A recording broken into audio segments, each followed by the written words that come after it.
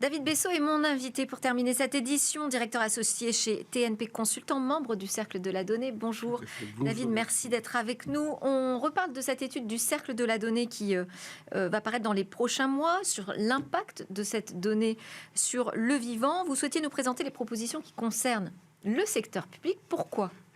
Eh bien, parce que le secteur public, comme tous les secteurs d'activité, a un impact sur la donnée et on va demander au secteur public d'être un peu vertueux, c'est-à-dire pour lui-même déjà d'appliquer des bonnes pratiques. Oui. C'est vrai que vu qu'on travaille sur la question de l'impact de la donnée sur le vivant, on s'est dit au sein du cercle qu'il fallait aussi travailler sur le secteur public.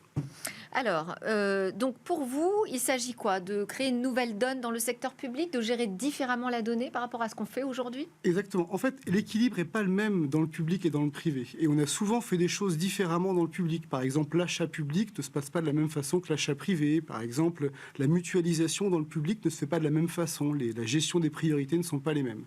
Et donc, ce qu'on pense, c'est qu'aujourd'hui, le secteur public peut agir de deux façons pour avoir une donnée qui soit plus respectueuse du vivant, travailler sur l'impact sur la planète, c'est-à-dire d'avoir une donnée plus éco-responsable. Alors la donnée et tous les outils qui permettent de gérer cette donnée, et puis aussi une donnée qui soit plus responsable vis-à-vis des populations qui confient cette donnée au secteur public. Donc la donnée est confiée, la donnée est produite par le public, et finalement ça constitue un bien public qu'il faut pouvoir utiliser et protéger. Et comment on y arrive ? Quel chemin emprunter ? Quel chemin emprunter ? En fait, on va travailler sur deux chemins, et c'est la proposition 4 et la proposition 5 de notre étude qui va sortir effectivement dans quelques semaines. La première proposition, c'est de dire comment est-ce que le secteur public peut travailler sur lui-même. Comment mettre en place un cycle plus vertueux sur cette chaîne de production de la donnée. Et pour ça, on va travailler sur des choses très concrètes, comme définir une doctrine autour de la donnée.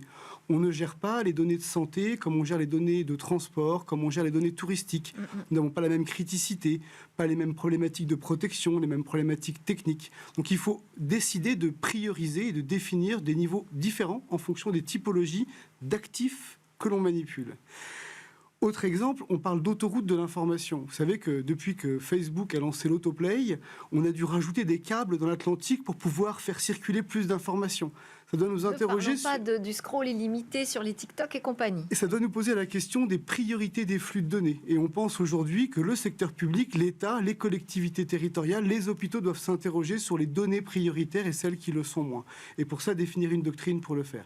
Et puis enfin, pour lui-même, il y a la mutualisation. Vous savez qu'il n'est pas rare d'avoir des data centers de fonctions publiques différentes, une université, une collectivité, une préfecture, qui partagent des données sur un même territoire dans des infrastructures différentes.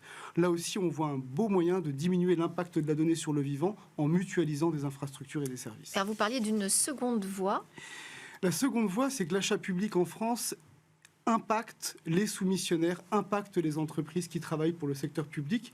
Et on y voit là une bonne occasion de créer, là aussi, un cercle vertueux. Si finalement la commande publique exige que les soumissionnaires montent patte blanche sur la gestion de leur patrimoine de données, rendent des comptes sur la donnée qu'ils manipulent, la sécurisent, et on voit déjà des initiatives dans ce sens-là, on participe à orienter le marché. Et nous sommes pour, et on l'écrit notamment dans notre étude, mettre une clause qui impose aux entreprises de mettre en place des études d'impact sur les données dont ils disposent quand il s'agit de données publiques ou de données à destination du secteur public. Donc c'est un volet quand même important dans votre étude. Oui, en fait, l'avantage du secteur public, c'est qu'il travaille différemment du secteur privé. On va peut-être un peu moins vite, mais parfois on peut aller plus loin, et c'est plutôt une bonne nouvelle. Et donc on pense que 2024 sera une belle année pour l'éthique, et justement pour réfléchir aux impacts des choses qu'on fait. Vous savez, on a beaucoup joué avec ChatGPT en 2023, et on commence à peine à se rendre compte que les données qu'on a pu confier à cet outil, finalement, on sont un petit peu partout. Ça nous intéresse aujourd'hui que les décideurs, que les députés, que les ministres, que les maires, que les présidents d'universités, que les directeurs d'hôpitaux, que les médecins réfléchissent à l'impact de la donnée qu'ils manipulent et mettent en place des bonnes pratiques pour diminuer l'impact et sur la planète et sur la santé de nos concitoyens. Merci beaucoup David Bessot, donc TNP Consultant et membre du Cercle de la Donnée. Merci à vous de suivre Smart Tech avec fidélité. Ça continue les discussions sur la tech en 2024 sur la chaîne Bismart et également à suivre en podcast.